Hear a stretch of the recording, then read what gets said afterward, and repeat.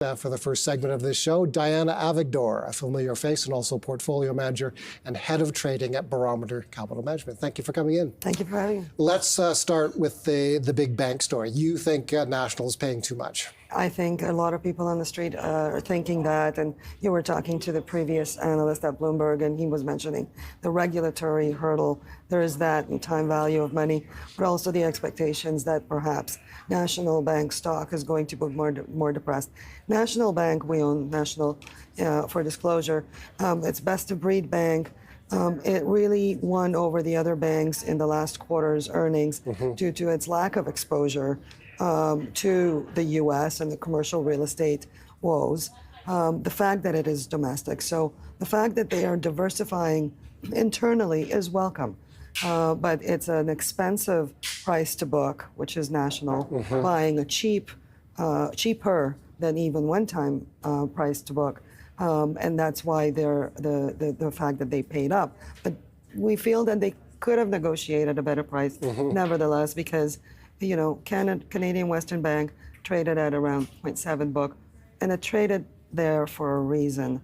So unless you thought that they will fix all of their issues right away, or that National will fix all of their issues, they needn't have had to pay that much. Do you like it strategically? You seem to be cautious on that as well. You think there's some issues here that's going to take some time to work out? I think so. I think I'm sure everybody, including us, have our heads down and watching how it trades and seeing what other news line items are going to come out. And we're going to have our head down and continue looking at it.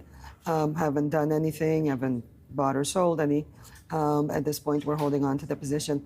But yeah, this will take time to play out to see whether it will actually work out. The company's saying it's accretive in year 3.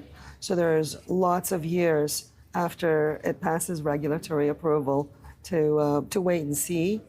Lots of things can happen in that time frame. What's your view of the big 6 banks, the big 6 bank stocks at this juncture? What kind of positioning do you have on behalf of clients in that group? We do have some of the banks.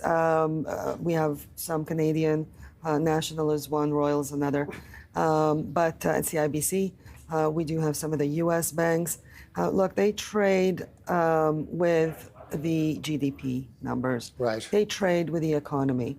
You get paid very well in Canada to wait if it takes a little longer. As you know, we have a big macro picture unfolding right now. Depending on who you speak to, they're going to tell you whether cutting rates is good for the market or bad for the market. It actually depends your starting point. But it's going to trade with where the economy is going and where are in a bit of an influx. Okay, why don't we shift to Dollarama? One of the themes there is that same-store sales growth is moderating. Management says customers are showing more demand for essentials. Staples is the word that investors would use, and that's a theme that we've heard from a lot of portfolio managers and observers of the Canadian economy, that as the economy slows, as many consumers are still squeezed by inflation, they're going for essentials rather than discretionaries. Right. So everybody's watching the lower-end consumer and even the middle consumer. They're the ones that get affected by everything that's going on. And we've seen this theme. You've seen that Walmart earnings were excellent. Same theme as on Costco. We own Costco as well as Dollarama. The 5.6% same-store sales, the drop from last year, does not bother me.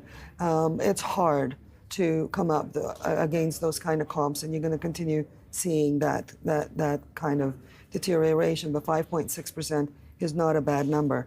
We're, of course, watching this consumer story. And again, this is tied to what's happening in the economy. There's lots of, with the latest budget and everything else that's going on in the economy, the employment is holding up still.